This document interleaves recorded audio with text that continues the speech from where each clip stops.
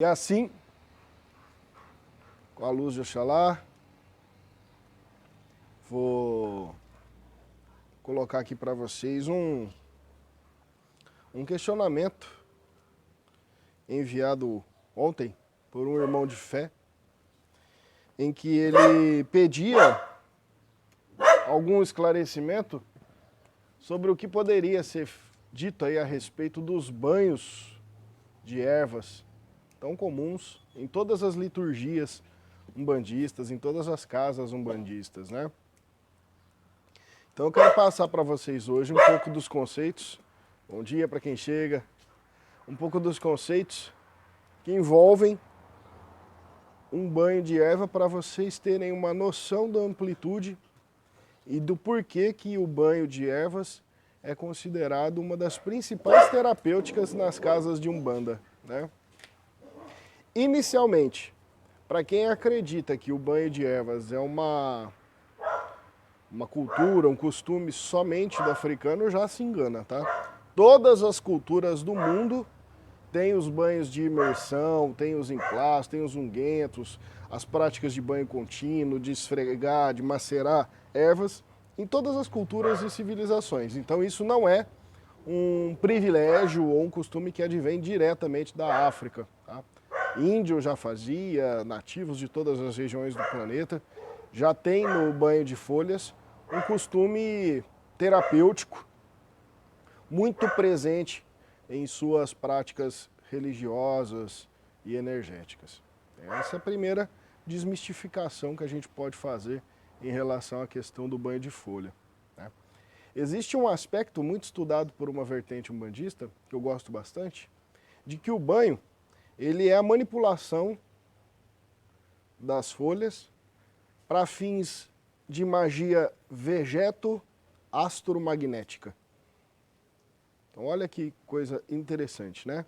Um banho compreende a magia, que é essa manipulação energética, a manipulação da nossa vontade, ou a teurgia, quando a gente invoca, movimenta essas forças para poder trazer ali alguma movimentação do sagrado em si. Do ponto de vista vegetal, do ponto de vista astrológico e do ponto de vista magnético, né?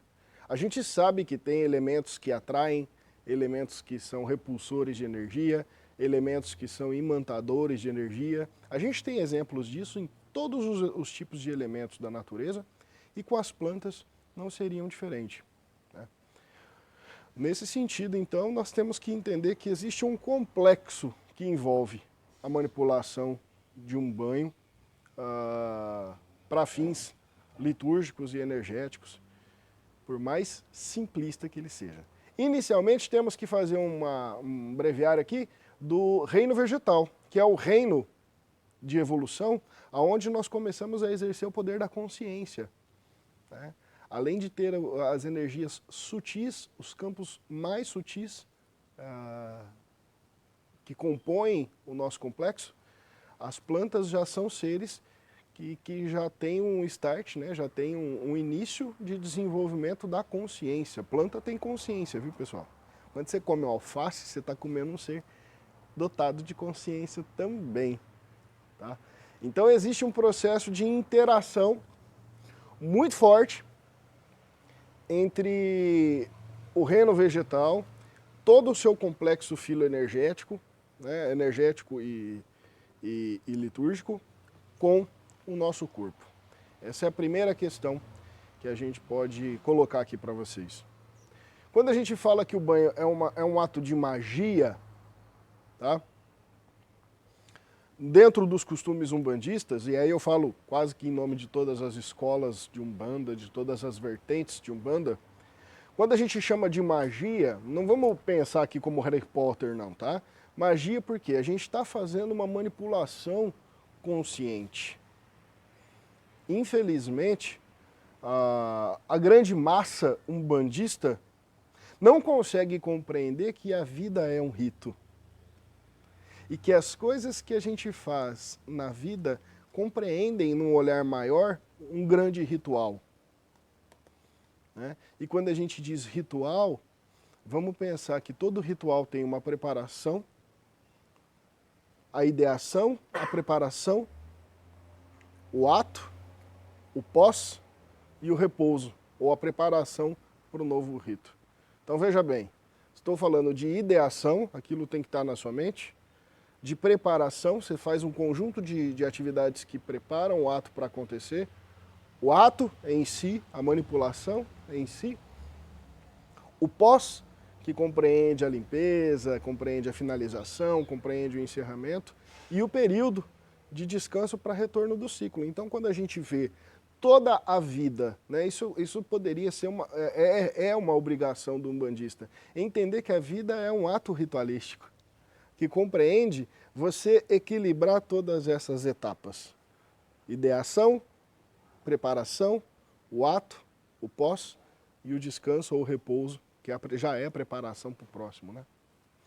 E com um banho de folhas, se tratando da utilização de um ser vivo, isso aqui é verde, gosto de dizer igual os meus antigos mestres, isso aqui é verde porque está vivo. Se não tivesse vivo, estava seco, estava preto, né? Então, quando a gente se utiliza de um elemento vivo, né, a gente já começa a entender que a nossa ideação passa por quê? Pelo quê? Por trazer vida para nós. Trazer aspectos da vida que por algum motivo ou pela sua vontade possam vir a estar faltando ou você queira explorar eles energeticamente, magneticamente. Quando a gente está falando de utilização de um elemento vivo, consciencialmente, né, saiba que quando você extrai uma folha, é literalmente como se você pegasse um dedo de uma pessoa e arrancasse. Para um umbandista, né, um banho de folha viva, ele é, por natureza, traz também a simbologia do sacrifício. Não, tanto quanto come, quando simplesmente utiliza para um fim de banho, por exemplo, quando a gente colhe a folha. Então, passa por uma necessidade de sacralizar o instrumento pelo qual nós estamos interagindo. Então nós sacralizamos, pedimos bênção, pedimos agua, entendemos que aquilo faz falta para ela, mas que ela, naquele momento, consegue ceder para nós um pedaço dela, em nome do nosso bem-estar, da nossa qualidade de vida. Então está aqui um dos aspectos relacionados ao banho de ervas. Um outro aspecto que compreende a preparação, tem muita gente que eu vejo, não só na nossa casa, mas de modo geral em todas as casas, sai, pega a folha ou pede para alguém colher, mal tem esse trabalho, né? Vai lá, joga água por cima, faz o banho, né? Como se isso deixasse a consciência tranquila porque cumpriu as liturgias que uma casa pede ou um pedido que o guia fez. Isso chega a ser um tanto estranho, né? Um tanto desconexo da realidade do que é a utilização de um instrumento sagrado. Talvez, tá? E aí eu falo talvez porque é só a minha experiência, eu não consigo provar, tá bom? Talvez o ato que você tem ao preparar o seu banho seja mais importante do que ele em si. Pensa nisso. Quando a gente faz banho, né? Aqui tem uma recomendação que é meio geral nas umbandas, que a gente utiliza ou elementos metálicos ou elementos de barro para fazer o banho. Um pote, um alguidar, uma panela, sei lá. E o banho é feito com água, né? Água limpa, filtrada, mineral, na pior das hipóteses do chuveiro, sei lá, mas uma água limpa, pelo menos. E não preciso dar aula de química nem de física para vocês, nem de energia. A gente sabe o quanto que a água pode ser magnetizada, né? A partir do instante em que a gente coloca as mãos sobre ela, que a gente toca no recipiente, que a gente interage com aquele elemento hídrico, né? Então, ao preparar o banho de ervas, saravá, mestre, sua benção, ao preparar um banho de ervas, muitos umbandistas, a grande maioria, nem se atentam que o ato de preparar o seu banho talvez seja mais importante do que tomá-lo em si. Porque é aquela hora que você, cuidando da erva, como eu expliquei anteriormente, faz ali o seu macerado, com calma, né? Pedindo para que seja extraído o máximo de energia, o máximo de prana, o máximo de axé daquela folha ao ato de macerá-la na água. E com o banho feito, né, não cuidam nem mesmo do aspecto de sacralizar aquele banho, fazendo as suas afirmações, fazendo a sua interação com aquele banho energética antes mesmo de tomá-lo, para que ele seja imantado.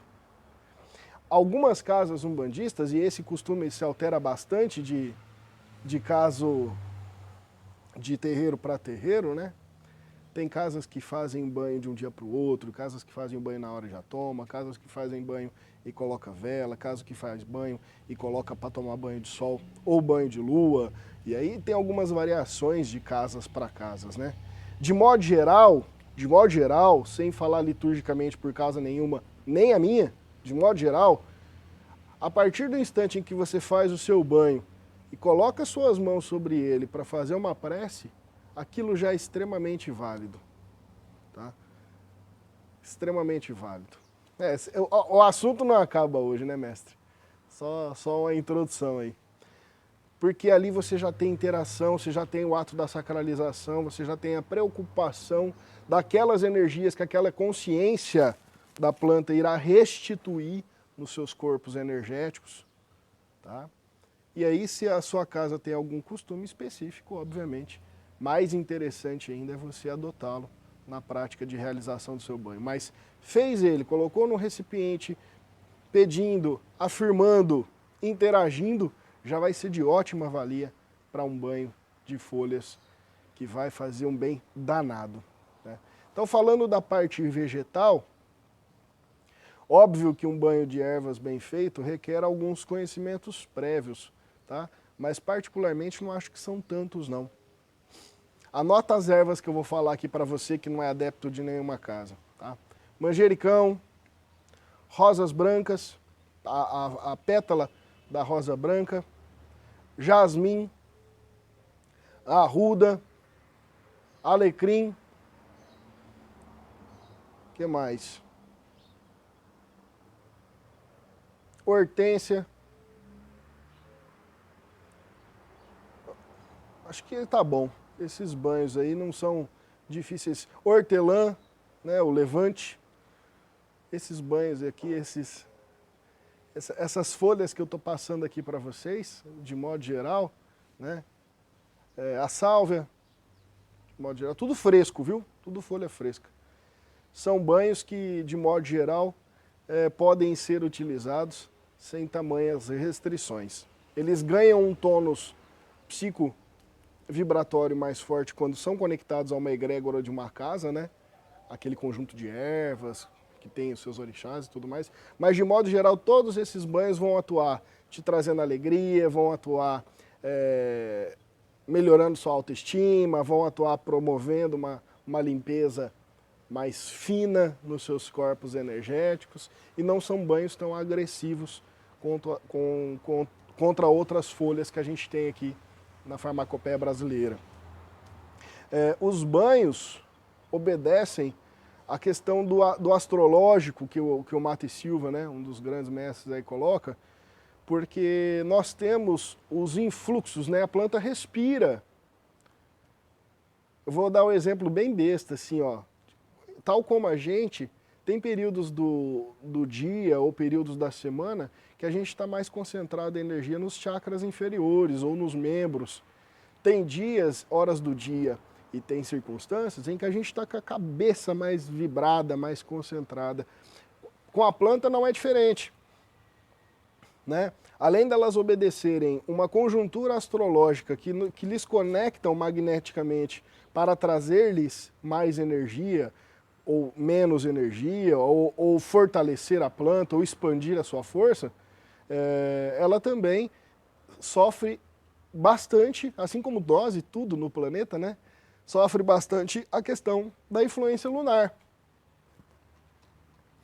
Então tem casa que não preconiza isso, mas se você estudar pela ciência, e aí eu falo como fitoterapeuta formado, pela ciência, o período de colheita propício para as folhas estarem com energia suficiente, que elas estão no ápice dos seus movimentos energéticos, seria na lua nova e na lua crescente. Enquanto na lua minguante e cheia, o fluxo energético ele é mais concentrado em caules e raiz. Tá? Isso aí não é a magia que fala, não, isso é a ciência. Então, se você quiser fazer um banho mais forte energeticamente, mais vivo, o ideal seria nessas duas luas por conta da movimentação de xilema, floema, movimentação, abertura magnética para a luz solar, enfim, tem um monte de explicação científica que eu não vou ficar estendendo aqui. Alex, mas tá apertado, não tem nada perto, pega o banho e faz, irmão. É folha e é viva do mesmo jeito. Estou falando para questões de aproveitamento, tá? Mas na hora do perrengue, eu acho que vale tudo, certo? Então você faz aquele banho, 2 litros, 2,5 litros de água, coloca ali, né? E esse magnetismo presente na folha, folha viva, tá? Banho sempre feito com folha verde, não se faz banho de erva com folha seca. Salvo em alguns casos a pedido de entidade para uma finalidade X, né? Então você vai fazer aquele banho aproximadamente 2,5 litros. Bem lembrado, Ju, bem lembrado. Depois das 18, as plantas passam a trabalhar, interagir magneticamente mais intensamente com a energia lunar. A solar começa a se esvair às 18 horas. Então, quando a gente fala de vivacidade, de intensidade energética, uma recomendação que a gente tem é de colher as ervas até as 18, mas elas não perdem força, elas perdem um pouco de vitalidade, porque é a hora que elas dormem, né? Então à noite elas têm influência lunar, tem menos influências energéticas, né? Menos vitalidade, menos prana, mas não deixa de ter. Na pior das hipóteses não conseguiu colher nas 6, pega a hora que der, tá? Porque também vai funcionar, viu? Mas sempre com a luz solar mais forte, mais vivo, mais intenso. Faz o seu macerado, tem quem coa, tem quem não coa, tem quem põe vela, aquilo que eu falei para vocês. Toma um banho de higiene, né? Esse banho de higiene já vai tirar bastante carga energética de você ali. E em seguida você faz o seu banho. Ele vai atuar em todas as instâncias. Na emocional, tá? Quando a gente pega o campo áurico, vamos imaginar um ovo ao seu redor, o campo áurico, ele é cheio de furos, que são furos de vazamento de energia, de uma entrada de energia negativa, são emoções que a gente está emanando e acabam deixando alguns furos nesse banho. Ao expandir o nosso campo áurico, ele tampa esses furos, né? E aí ele ameniza os efeitos das emoções que a gente sente, tá?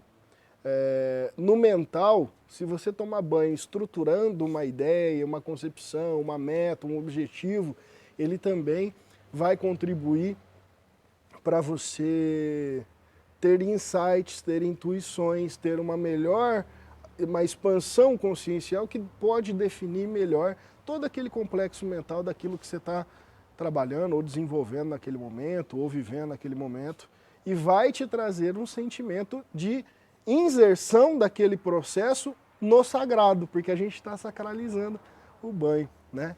Vai atuar no seu corpo físico, ok? Porque os nossos poros, se você toma banho quente, vai ficar mais aberto ainda, mas os nossos poros vão recolher elementos fitoquímicos presentes nas folhas, que vão entrar na sua corrente sanguínea e vão atuar com um princípio inteligente de que a composição fitoquímica encontra ressonância no órgão correspondente. Então ele vai agir por um princípio inteligente e vai chegar ao órgão que precisa daqueles fitoquímicos. Tá certo? Então banho também é uma forma de você colocar erva no baço, no intestino, no coração, no cérebro, por conta desse princípio. Se você faz banho quente, mais abertos ainda estarão os poros, ok? A Ju perguntou aqui se o banho de ervas se jogar do pescoço para baixo ou tanto faz, tá? Tem casas que fala que tanto faz, tem casas que fala que não, que tem que jogar no corpo todo, tem casas que tem uma preocupação da questão do pescoço para baixo, tá? Para deixar registrado aqui, para não falar que não foi eu que indiquei, a gente procura interagir menos com o chakra coronário, ok? Nesse sentido, prefiro falar para vocês lavarem o rosto com banho antes de jogá-lo, né? Passa no rosto, no ouvido, na nuca, e jogar o banho em si, jogar do pescoço para baixo.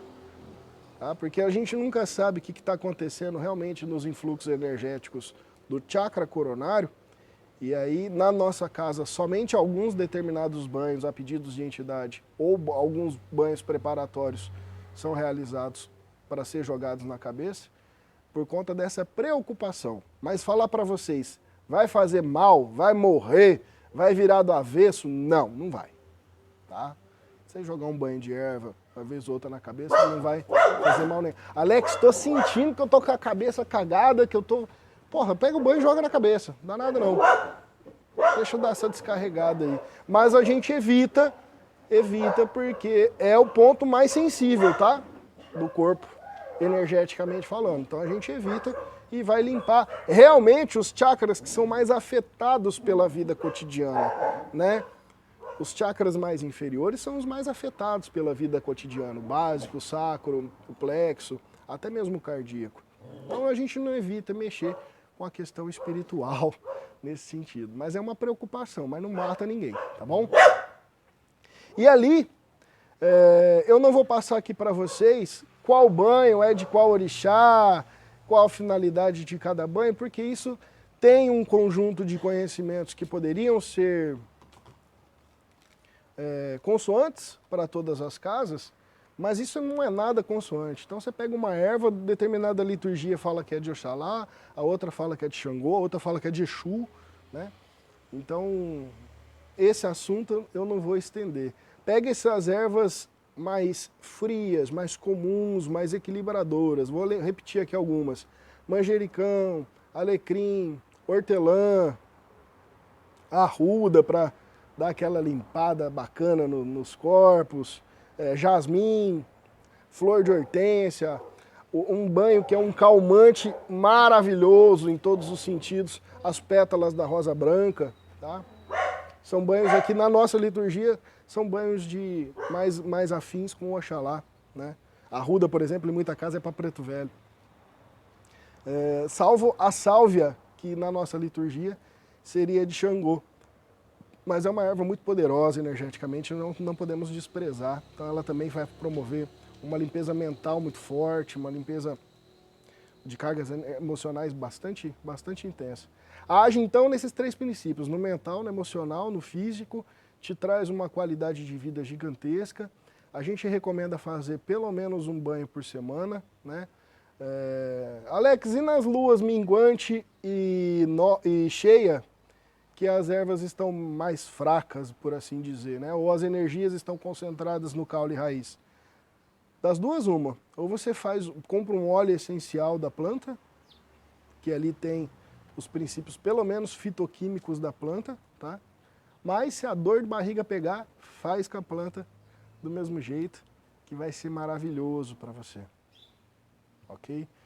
Jogou o banho no seu corpo, já evita já se enxugar de pronto, 10 segundos.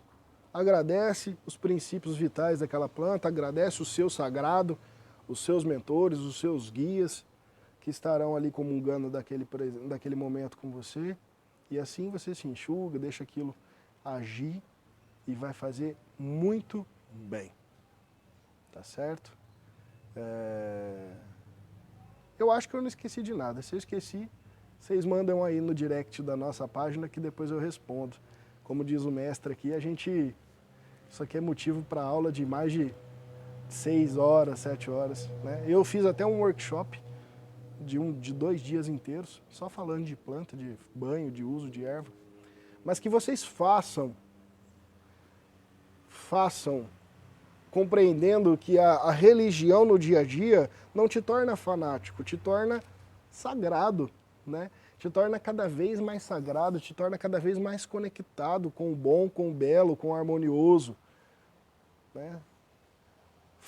Adquiram esse costume de se sacralizar, e esse processo de interação com a natureza é maravilhoso, maravilhoso. Todas as plantas vão ter uma energia especial que serão trabalhadas em você. Todas, todas, todas, todas. Até capim. Capim tem cheiro, né? Todas. Jabuticaba, mamão, as frutíferas de modo geral, as cítricas com as suas propriedades. Todas as plantas serão benéficas para alguma área, para algum furo que exista na sua aura, para algum ataque energético, para algum desgaste, né? E nas umbandas existem tipos de banhos, né? Os banhos preparatórios mediúnicos, os banhos de elevação e conexão com os guias, os banhos de iniciação, os banhos ditos amacis, os banhos de descarrego, que é muito preconizado em várias casas. Alex, eu quero tomar um banho de descarrego. O que você me indica? Uma planta boa para fazer um descarrego em vocês aí, ó. Pega a folha de quebra-demanda. O nome já é sugestivo, né? Gui, pega um galinho pequenininho de quebra-demanda ali. Ele vai trazer para mim, tá ali atrás, ali, ó. Uma moita grandona. Vou mostrar para vocês qual que é a quebra-demanda aqui. Uma erva de Ogum faz um banhão, ela tem um cheirão forte, parece. Eu brinco, meu antigo pai de santo dizia que ela tem cheiro de guerra, né? Então é uma planta. Hã? A moita grande que tá aí, ó. É isso. Meu sobrinho não sabe nem o que é uma alface, coitado. Então faz esse banho, sentindo que as energias estão pesadas, estão densas. É essa planta aqui, ó. Ela tem um galho, é um arbusto 1,20 m, 1,5 m mais ou menos. A minha tá linda, olha que folha verde. Já vou aproveitar que ele retirou e hoje, terça-feira, dia de Ogum, vou fazer um banho com ela. Quero nem saber. Quem morreu, eu quero é despachar. Tá aqui então. A erva quebra-demanda, um banho maravilhoso de Ogum para vocês fazerem um descarrego aí, tá? Ah, descarrego, não vou ficar fazendo descarrego toda semana não, viu? Descarrego é quando você realmente está mais pesado. Olha só que bonito isso. É quando você está mais pesado do que o que a sua consciência suporta. Tá? Aí você sabe que tem influência externa interagindo em você. Então fica aqui a minha recomendação de banho de Ogum para vocês. Tem milhares de outros, mas esse aqui é bom. Passar também, já vou começar assim. Vou deixar ele interagindo comigo, ó. Vou fazer igual os preto velho aqui, ó. Pra gente encerrar mais esse encontro, espero que eu tenha ajudado vocês, tá? Quem quiser conhecer mais da liturgia de banhos da nossa casa, me manda aqui no direct, que a gente passa para vocês as correspondências planetárias, as melhores ervas para atuar na energia. Se você é filho do orixá X, Y, Z, quais são as melhores ervas, a gente ajuda aqui da melhor forma possível, tá bom? Vamos expandir então? Senta, relaxa, respira.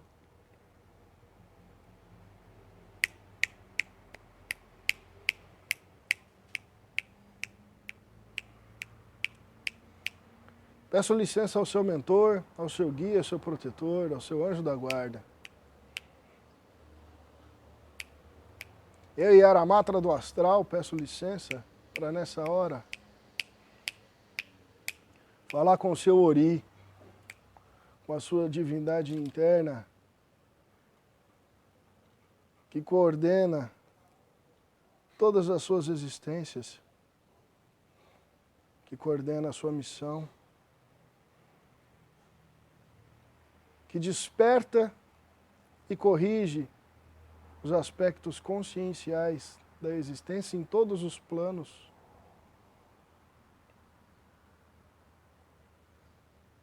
Eu peço a Go, ao Pai Sol, à Irmã Lua, a Mãe Terra,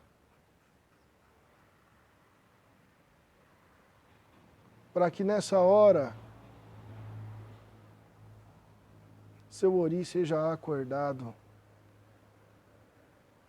Se você quiser, toque seu coração, toque a parte frontal de sua testa.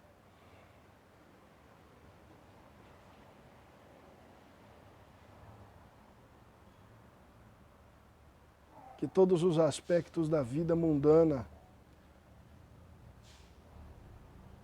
que te drenam energia, que todas as pessoas no seu conjunto sistêmico que te trazem ou te geram alguma desarmonia, possam nessa hora ser iluminadas pelo seu ori, pela sua divindade, que é a mesma essência de Olorum, nosso Deus Pai.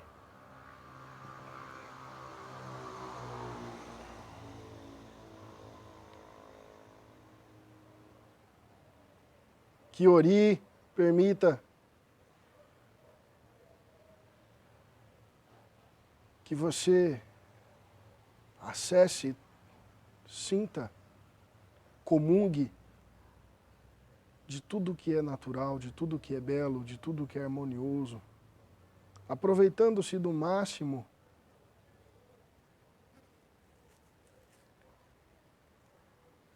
pois é o ori quem coordena a vida. É ori, a fonte de Deus em nós, que nos torna um processo de captação, de amor e de evolução para a roda da encarnação. No primeiro Agô, Axé, Babagô. Agô, Axé, Babagô. Ô, Axé, Babagô.